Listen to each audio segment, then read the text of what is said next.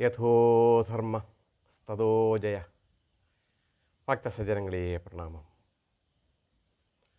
തുടർന്ന് വരുന്ന മഹാഭാരത കഥകളിൽ കഴിഞ്ഞ ഭാഗത്ത് ആദിപർവം അവസാനിക്കുകയും ഈ ഭാഗം മുതൽ സഭാപർവം തുടങ്ങുകയുമാണ്. എന്നാൽ ആദിപർവത്തിൽ അവസാന ഭാഗത്ത് പ്രതിപാദിച്ച കഥകളുടെ തുടർ കഥകൾ തന്നെയാണ് സഭാപർവത്തിൽ തുടർന്നു പോകുന്നത്. കഴിഞ്ഞ ഭാഗത്തെ ആദിപർവത്തിൻ്റെ അവസാന ഭാഗത്ത് പ്രതിപാദിച്ച മയനെന്ന അസുരനെ അർജുനൻ്റെ ദയാദാക്ഷിണ്യത്താൽ ജീവൻ വീണ്ടു കിട്ടാനിടയാകുന്ന ഭാഗം പ്രതിപാദിച്ചിരുന്നുവല്ലോ. അങ്ങനെ അർജുനൻ്റെ കാരുണ്യത്താൽ തൻ്റെ ജീവൻ തിരിച്ചു കിട്ടിയതിന് പ്രത്യുപകാരമായി അർജുനന് വേണ്ടി എന്തെങ്കിലും ചെയ്യണം എന്ന ആഗ്രഹം മയനെന്ന അസുര ശില്പിക്കുണ്ടാവുകയും അത് ഒരു സമയത്ത് കൃഷ്ണാർജുനന്മാർ ഒരുമിച്ചിരിക്കുന്ന സമയത്ത് അവരുടെ മുന്നിലെത്തി മയൻ ആ വിവരം അറിയിക്കുകയും ചെയ്തു. ഇത് കേട്ടുകഴിഞ്ഞ് അർജുനൻ മയനോടായി തിരിച്ചു പറഞ്ഞു, താങ്കളുടെ ജീവൻ്റെ പ്രത്യുപകാരമായി ഞാനൊന്നും സ്വീകരിക്കുന്നതല്ല, അതിനു വേണ്ടി എനിക്കൊന്നും ചെയ്യേണ്ടതുമില്ല എന്ന് പറയുകയും ഇത് കേട്ടുകഴിഞ്ഞ മയന് വളരെയധികം വ്യസനമുണ്ടാവുകയും ഇത് കണ്ടിരുന്ന കൃഷ്ണൻ, നിനക്ക് അത് നിർബന്ധമാണ് എങ്കിൽ നീ ലോകപ്രശസ്തനായ ശില്പിയാണല്ലോ, ആയതിനാൽ ധർമ്മപുത്രർക്ക് വേണ്ടി ഒരു സഭാമന്ദിരം നിർമ്മിച്ചു നൽകുക. അത് ഈ ഭൂലോകത്ത് ഇതുവരെ ഒരിടത്തും നിർമ്മിക്കാത്ത വണ്ണം ആക്കാൻ നിനക്ക് കഴിയും എന്നെനിക്കറിയാം. ഇത് കേട്ടുകഴിഞ്ഞ മയന് വളരെയധികം സന്തോഷമുണ്ടാവുകയും മയനും കൃഷ്ണാർജുനന്മാരും ഒരുമിച്ച് ധർമ്മപുത്രരുടെ അടുത്തെത്തുകയും ഈ വിവരം ധർമ്മപുത്രരെ അറിയിച്ച് ധർമ്മപുത്രരിൽ നിന്ന് അനുമതി വാങ്ങുകയും ചെയ്തതിന് ശേഷം ഇന്ദ്രപ്രസ്ഥ കൊട്ടാരത്തിന് സമീപത്ത് തന്നെ 10,000 ചതുരശ്ര അടി സ്ഥലം അളന്നെടുത്ത് കുറ്റി തറയ്ക്കുകയും അവിടെ സഭാമന്ദിരം നിർമ്മിക്കുന്നതിലേക്ക് വേണ്ടി ഞാൻ ദിവ്യമായ പല സാധനങ്ങളും നിർമ്മിച്ച് അങ്ങ് മൈനാകപർവ്വതത്തിൽ സൂക്ഷിച്ചിരിക്കുകയാണ്, അവ എടുത്തുകൊണ്ട് വരട്ടെ എന്ന് യുധിഷ്ഠിരനോടും കൃഷ്ണാർജുനന്മാരോടും പറഞ്ഞ് മയൻ അങ്ങ് മൈനാകപർവ്വതത്തിലേക്ക് പോവുകയും ഈ സമയമൊക്കെ ആയപ്പോൾ വളരെ ദീർഘനാളുകളായി ഇന്ദ്രപ്രസ്ഥത്തിൽ തന്നെ ഉള്ള കൃഷ്ണൻ തനിക്ക് ദ്വാരകയിലേക്ക് തിരിച്ചു പോകേണ്ട ആവശ്യമുണ്ടെന്ന് പറഞ്ഞ് ദ്വാരകയിലേക്ക് തിരിച്ചു പോകാൻ തയ്യാറാവുകയും എന്നാൽ കൃഷ്ണനെ പിരിഞ്ഞിരിക്കാൻ പാണ്ഡവർക്ക് മനസ്സില്ലാത്തതിനാൽ വളരെയധികം അവർ ദുഃഖിക്കുകയും ചെയ്തു. എങ്കിലും എത്രയും പെട്ടെന്ന് ഞാൻ വീണ്ടും ഇന്ദ്രപ്രസ്ഥത്തിലേക്ക് തിരിച്ചു വന്നുകൊള്ളാം എന്ന് പാണ്ഡവരോട് പറഞ്ഞ് കൃഷ്ണൻ ദ്വാരകയിലേക്ക് യാത്രയാവുകയും കൃഷ്ണനെ യാത്രയാക്കുന്നതിലേക്ക് വേണ്ടി സുഭദ്രയും പാഞ്ചാലിയും പാണ്ഡവരും എന്ന് വേണ്ട അവിടുത്തെ പൗരപ്രമുഖരെല്ലാവരും കൃഷ്ണനെ കുറച്ചു ദൂരം അനുഗമിക്കുകയും കൃഷ്ണനെ യാത്രയാക്കിയതിനു ശേഷം തിരിച്ച് ഇന്ദ്രപ്രസ്ഥ കൊട്ടാരത്തിലേക്ക് എത്തുകയും ചെയ്തു. ഈ സമയമായപ്പോൾ മയനാകപർവ്വതത്തിൽ സൂക്ഷിച്ചിരുന്ന അതിദിവ്യമായ അനേകം രത്നങ്ങളും സ്ഫടികങ്ങളും തുടങ്ങിയ സഭാമന്ദിരം പണിയുന്നതിലേക്ക് വേണ്ടിയുള്ള ദിവ്യമായ സാധനങ്ങളും കൂട്ടി സഹായികളെയും കൂട്ടി ഇവിടെ എത്തുകയും സഭാമന്ദിരത്തിൻ്റെ പണി ആരംഭിക്കുകയും ചെയ്തു. മയനോടൊപ്പം മയൻ്റെ സഹായികളായി 8,000 പേരുണ്ടായിരിക്കുകയും ഈ 8,000 പേരും മയനും കൂടെ 14 മാസങ്ങൾ കൊണ്ട് അതിമനോഹരമെന്ന് മാത്രമല്ല അതിവിശിഷ്ടമായ ഈ ഭൂലോകത്ത് അതിനു മുമ്പ് ആരും കണ്ടിട്ടില്ലാത്തതും ആരും നിർമ്മിച്ചിട്ടില്ലാത്തതുമായ അതിശ്രേഷ്ഠമായ ഒരു സഭാമന്ദിരം നിർമ്മിക്കുകയും ആ സഭാമന്ദിരത്തിൻ്റെ പുറത്ത് അനേകം തടാകങ്ങളും ആ തടാകങ്ങളിൽ ഇറങ്ങുന്നതിലേക്ക് വേണ്ടി പോലും സ്ഫടികക്കല്ലുകളാൽ നിർമ്മിച്ചതും നീലവൈഡൂര്യത്താൽ വൈഡൂര്യ കല്ലുകൾ പതിച്ചതുമായ തടാകത്തിന് ചുറ്റും പണി കഴിപ്പിക്കുകയും ഈ തടാകങ്ങളിലെല്ലാം സ്വർണ്ണ തണ്ടുകളുള്ള താമരകൾ നിർമ്മിക്കുകയും സ്വർണ്ണവർണ്ണത്തിലുള്ള അനേകം മത്സ്യങ്ങൾ ആ തടാകങ്ങളിൽ അങ്ങനെ കളിച്ച് നടക്കുകയും ആ സഭാമന്ദിരത്തിൻ്റെ ചുറ്റുമതിൽ പോലും രത്നങ്ങളും സ്വർണ്ണങ്ങളും പതിച്ചവയായിരിക്കുകയും അവയ്ക്കുള്ളിൽ അനേകം ശോഭനമായ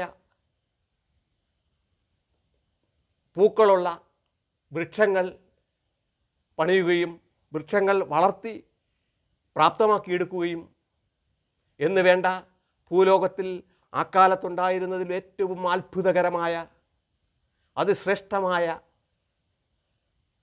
ദ്രവ്യങ്ങൾ ചേർത്തുണ്ടാക്കിയ ആ സഭാമന്ദിരത്തിൽ അനേകം രത്നങ്ങളും പളുങ്കുകളും സ്ഫടികങ്ങളും ഒക്കെയായി അതിവിശിഷ്ടമായ ഒരു സഭാമന്ദിരമാണ് 14 മാസങ്ങൾ കൊണ്ട് 8,000 സഹായികളുടെ സഹായത്തോടു കൂടി മയൻ നിർമ്മിച്ചു കഴിഞ്ഞത്.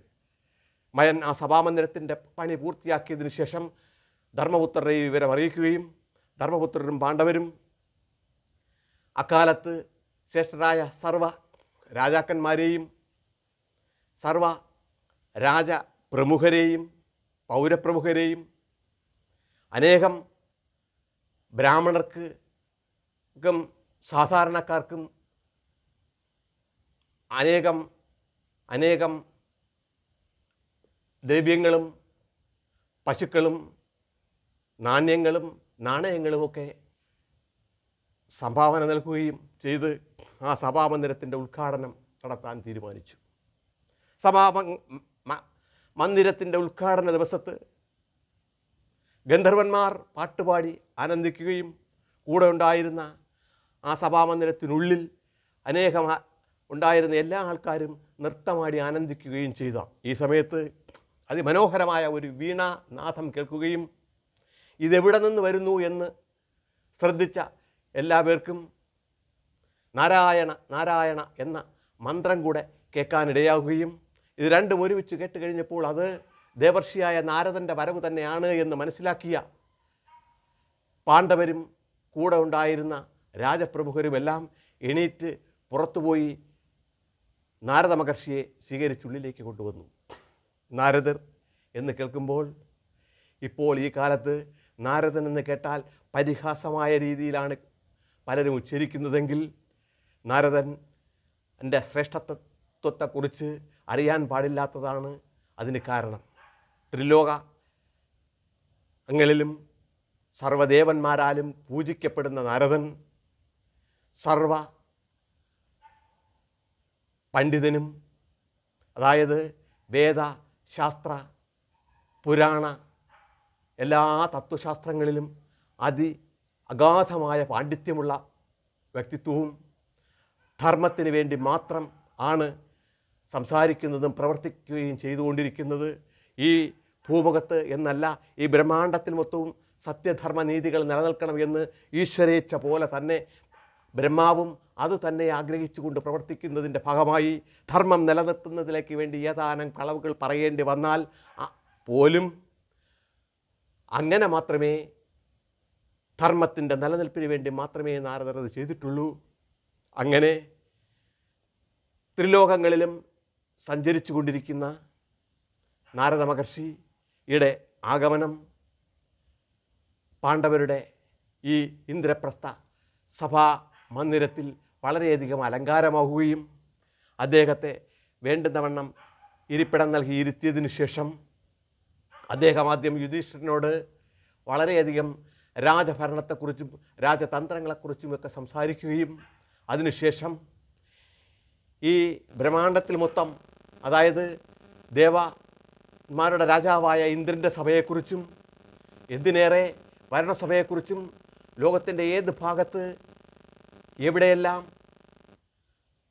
ബ്രഹ്മസഭയെക്കുറിച്ച് വരെ അവിടെ എല്ലാവർക്കും വിവരിച്ചു കൊടുത്തതിന് ശേഷം ഭൂലോകത്ത് ഞാൻ ഇത്രയും നാള്, അതായത് സത്യത്രേതായുഗങ്ങളിലും ഈ ദ്വാപരയുഗങ്ങളിലും യുഗത്തിലും ഞാൻ കണ്ടിട്ടുള്ള മന്ദിരങ്ങളിൽ വെച്ച് ഏറ്റവും ശ്രേഷ്ഠവും മനോഹരവും ഭംഗിയുള്ളതുമാണ് ഈ സഭാമന്ദിരം എന്ന് എല്ലാവരെയും നാരദർ അറിയിക്കുകയും ചെയ്തതിനു ശേഷം ധർമ്മപുത്രരോടായി ഒരു കാര്യം കൂടെ പറഞ്ഞു.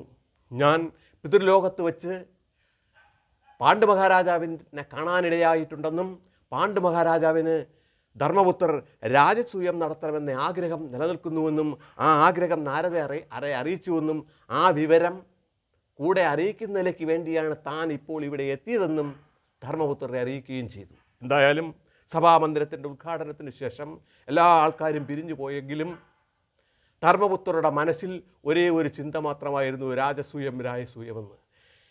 ധർമ്മപുത്രർ, അതായത് യുധിഷ്ഠിരൻ അനുജന്മാരെയും പൗരപ്രമുഖരെയും ഒക്കെ വിളിച്ചു വരുത്തി, ഞാൻ എന്താണ് ചെയ്യേണ്ടത്, ഇങ്ങനെ നാരദ മഹർഷി അറിയിച്ചിരിക്കുകയാണ്, നമുക്ക് രാജസൂയം നടത്തണമോ എന്ന്. ഇത് കേട്ട് കഴിഞ്ഞപ്പോൾ അനുജന്മാരായ പാണ്ഡവർ മറ്റെല്ലാവരും മറ്റ് പ്രമുഖരുമെല്ലാം രാജസൂയം നടത്തണം എന്ന് തന്നെയാണ് ധർമ്മപുത്രരെ അറിയിച്ചത്.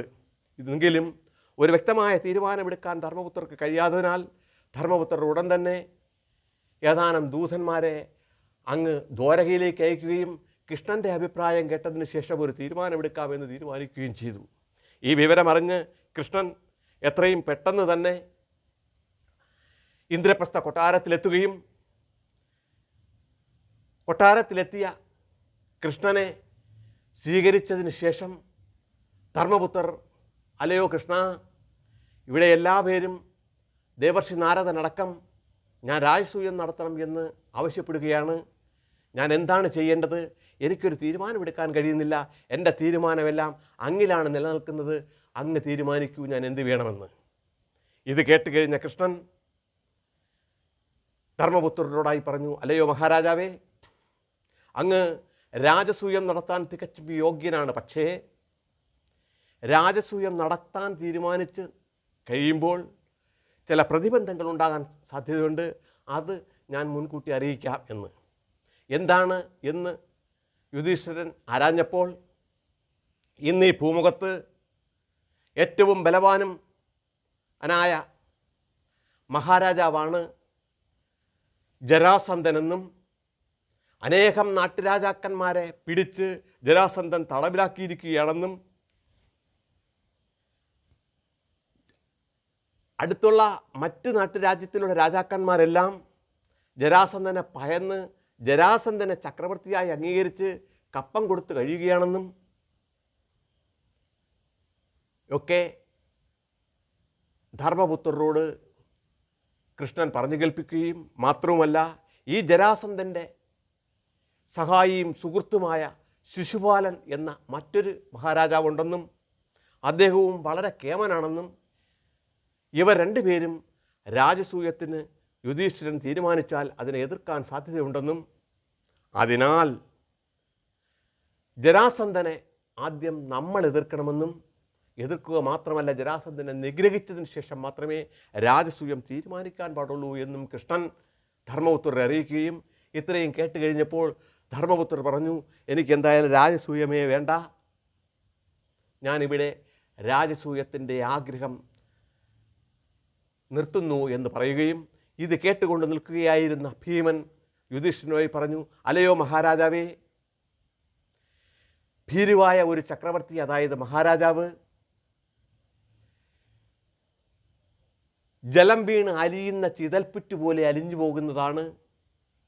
അതുകൊണ്ട് അങ്ങ് ഭയരഹിതനായി നിലനിൽക്കുക. അങ്ങയോടൊപ്പം ലോകൈക ശ്രേഷ്ഠനും കുശാഗ്ര ബുദ്ധിയുള്ള വ്യക്തിയുമായ കൃഷ്ണനുണ്ട്. ലോകത്തിലെ ഏറ്റവും ശ്രേഷ്ഠനായ വില്ലാളിയായ അർജുനനുണ്ട്. പിന്നെ ലോകത്തെ ഏറ്റവും ബലവാനെന്ന് എല്ലാവരും പറയുന്ന ഈ ഞാൻ അനുമുണ്ട്. പിന്നെ എന്തിനങ്ങ് ഭയക്കണം? നമ്മൾ മൂവരും ഒരുമിച്ച് ചേർന്നാൽ ജരാസന്ധനല്ല ആരെയായാലും കീഴ്പ്പെടുത്താൻ നമുക്ക് തീർച്ചയായും കഴിയും. അതുകൊണ്ട് അങ്ങ് ഭീരുവാദി ആകാതിരിക്കൂ, അങ്ങ് നമുക്ക് അനുമതി നൽകൂ എന്ന് ഭീമൻ യുധിഷ്ഠിരനോട് പറയുകയും ഇത് കേട്ടുകഴിഞ്ഞ ഉടൻ അർജുനൻ, അലയോ ജ്യേഷ്ഠ, അങ്ങ് എന്തിനാണ് ഇങ്ങനെ ഭയക്കുന്നത്? അങ്ങക്കറിയാവുന്നതാണല്ലോ ഞാൻ വരുണനിൽ നിന്ന് നേടിയ ദിവ്യമായ ബില്ലിനെക്കുറിച്ചും ശ്രേഷ്ഠമായ വാനരധ്വജത്തെക്കുറിച്ചും അമ്പൊടുങ്ങാത്ത അവനാഴിയെക്കുറിച്ചും ഒക്കെ അങ്ങേക്കറിയാവുന്നതാണല്ലോ. ഇവയൊക്കെ എൻ്റെ കയ്യിൽ നിലനിൽക്കുന്ന സമയത്ത് എന്നെ ആർക്കും കീഴ്പ്പെടുത്താൻ കഴിയില്ല എന്ന വസ്തുതയും അങ്ങക്കറിയാമല്ലോ. പിന്നെ എന്തിനങ്ങ് ഭയക്കുന്നു? ഇതിനെല്ലാറ്റിനും ഉപരിയായി ഞാൻ ഒരു സത്യം കൂടെ അങ്ങയോട് തുറന്നു പറയാം. ഈ ഭാരതദേശത്ത് അനേകം നാട്ടുരാജാക്കന്മാരെ തടങ്കലാക്കിയിരിക്കുന്ന ജരാസന്ധനെ നിഗ്രഹിച്ച് ആ നാട്ടുരാജാക്കന്മാരെ രക്ഷിക്കേണ്ടത് നമ്മുടെയും കൂടെ കർത്തവ്യമല്ലയോ? അബലരായ ആ രാജാക്കന്മാരെ കീഴ്പ്പെടുത്തിയ ജരാസന്ധനെ ഏത് വിധേനയും ബലമുള്ള നമുക്ക് അവരെ സംരക്ഷിക്കുന്നതിലേക്ക് വേണ്ടി ജരാസന്ധനെ കീഴ്പ്പെടുത്തേണ്ടത് നമ്മുടെ കടമയാണ്. ഭീരുവല്ലാത്ത ധീരനായ ഒരു വ്യക്തിയുടെ കർത്തവ്യമാണ്. അങ്ങ് അനുമതി നൽകിയാലും ഞാനും കൃഷ്ണനും ജ്യേഷ്ഠൻ ഭീമസേനനും ഉണ്ടെങ്കിൽ തീർച്ചയായും നമുക്ക് ജരാസന്ധനെ കീഴ്പ്പെടുത്താൻ കഴിയും എന്ന് പറയുകയും ഇതൊക്കെ കേട്ടു ഇരിക്കുകയായിരുന്ന കൃഷ്ണൻ അർജുനനും ഭീമസേനനും പറഞ്ഞത് വാസ്തവമാണെന്നും നമ്മൾ മൂവരുമായി ജരാസന്ധനെ അടുത്തേക്ക് പോകാമെന്നും പേമാരി വൻവൃക്ഷത്തെ കടപുഴുക്കി വീഴ്ത്തുന്നത് പോലെ ജരാസന്ധനെ നമ്മൾ വീഴ്ത്തിക്കൊള്ളാം എന്നും അതിനാൽ യുധിഷ്ഠിര മഹാരാജാവേ അങ്ങ് അനുമതി നൽകിയാലും എന്ന് കൃഷ്ണൻ പറയുകയും വീണ്ടും ഒന്നുകൂടെ ധർമ്മപുത്രർ പറഞ്ഞു, അലയോ കൃഷ്ണ, അങ്ങ് എൻ്റെ മനസ്സാണ്. അർജുനനും ഭീമനും എന്ന് പറഞ്ഞാൽ എൻ്റെ രണ്ട് കണ്ണുകളാണ്. നിങ്ങളെ പറഞ്ഞയക്കാൻ ചക്രവർത്തി പദം മോഹിച്ച് നിങ്ങളെ ഇത്തരത്തിൽ ഒരു വ്യക്തിയുടെ അടുത്തേക്ക് പറഞ്ഞയക്കാൻ ഇപ്പോഴും എനിക്ക് മനസ്സ് വരുന്നില്ല. കാരണം കണ്ണുകളും മനസ്സുമില്ലാതെ ഞാൻ എങ്ങനെയാ പിന്നെ തുടർന്നു പോവുക എന്ന്.